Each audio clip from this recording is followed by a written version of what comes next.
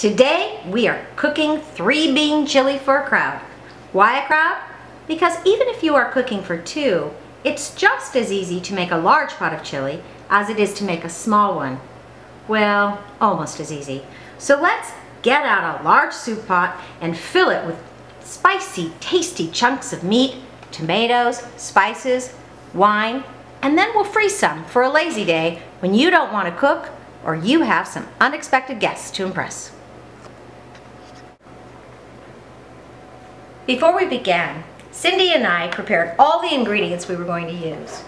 We opened the cans and drained and rinsed our beans.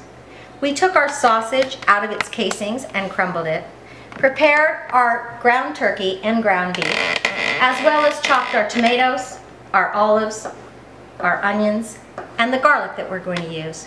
We even have pre-squeezed our lemon juice. We're ready to go. The next thing we're going to do is to take our diced onions off of what we call a bench scoop and move them over to the pot and put them into the medium hot oil. Okay.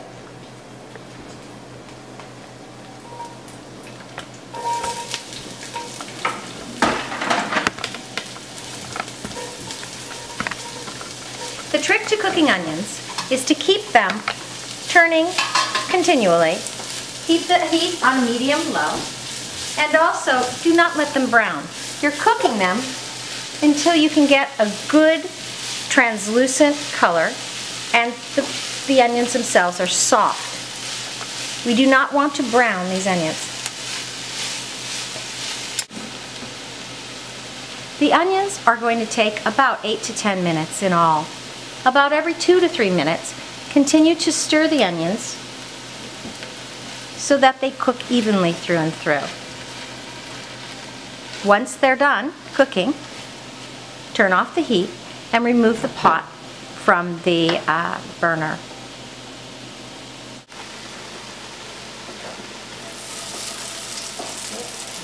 While the onions are cooking, we can start to prepare the meats. We're going to brown the meats each separately and then set aside for the chili to be added later. I'm starting with the sausage that has already been taken out of the casing and has been crumbled. We're going to cook it for about 10 to 12 minutes. While it's cooking, about every 2 minutes, continue to break the sausage into small, bite-sized pieces. Another reason why we're starting with the sausage is because the sausage already has some inherent fat contained in it. We will use that fat to cook the remainder of the meat after we're done with the sausage itself. Let's check our onions. It's been about 6 minutes. They're looking very nice. I'm going to turn off the heat here and remove the onions until later when we will use them again. It's been about 10 minutes. The sausage is all nice, lightly browned, and it's ready to be strained using my super duper mini strainer into the bowl, which I'm going to set aside. I have also already drained most of the fat or grease from the sausage out of the pan, leaving about 1 to 2 tablespoons, your preference, of oil on the bottom of the pan to support the sautéing of the next meats. We are now going to add our ground beef to the sausage oil, and again we're going to cook this using our wooden spoon. We're going to cook this over a medium heat, again for about 8 to 10 minutes. We're going to stir it approximately every 2 to 3 minutes until it is lightly browned on all sides. That's good. So the ground beef and the ground turkey is also done. We're going to use our scooper, and one thing I wanted to show you today is how you can use 2 hands to slide the meat into the small drain or colander, if you'd like, hand colander. Not sure exactly what this tool is called, but it's something I use almost daily in my kitchen. So after we've drained this meat, we're going to return to the stove and take the next step, which is creating the paste roux. So our meats are all browned and are setting aside waiting to be popped into the chili at a later time. I've now put on our low-medium heat again. I've returned the onions to the heat, and now I'm going to put in our spices so they can start, and the aromas can start to blend and cook at a heat all by themselves, which helps to bring out the taste of the spices in your cooking. So I'm putting in 2 tablespoons of oregano, 2 tablespoons of basil.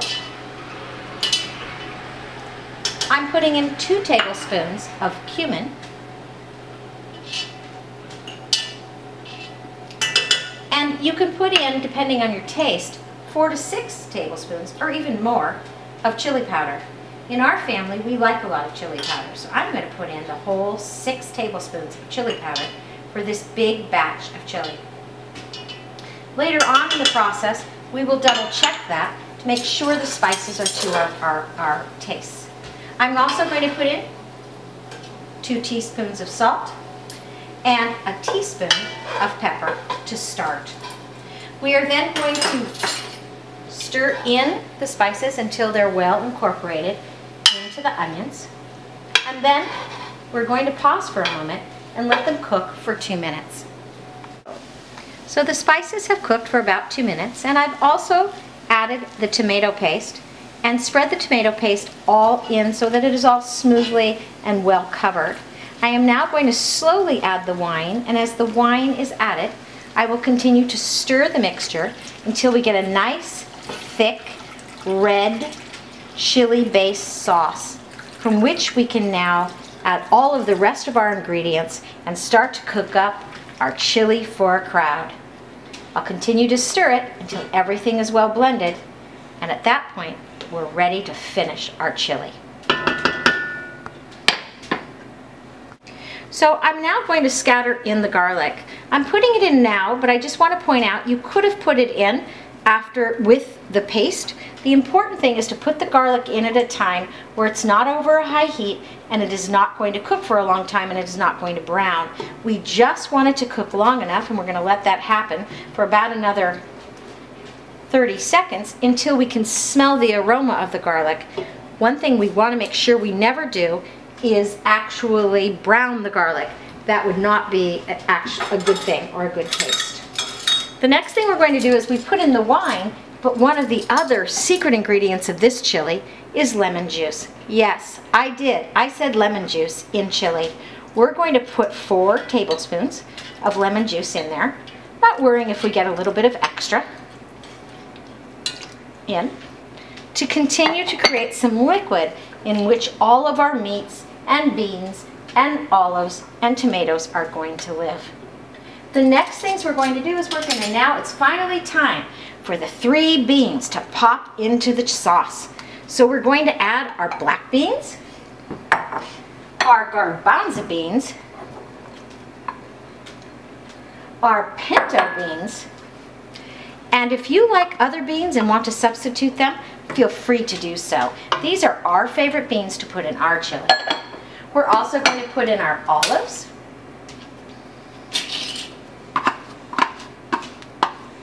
our tomatoes,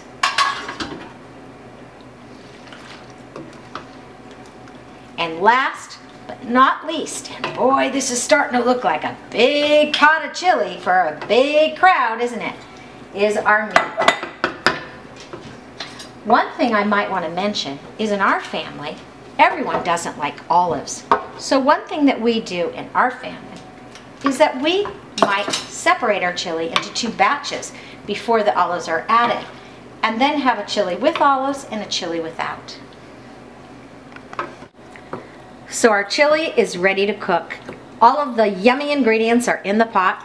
We're going to turn the heat up to medium, and we're going to now set the timer for about 25 to 30 minutes, depending on your stove heat.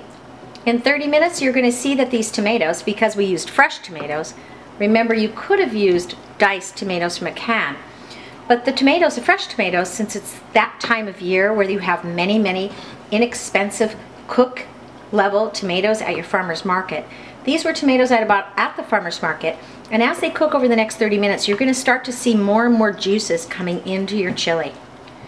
When the chili's ready to serve, which will be in about 30 minutes, You can serve it hot in a bowl, as you would a bowl of soup, or you can serve it on a bed of brown or white rice. In our family, we love our chili over rice.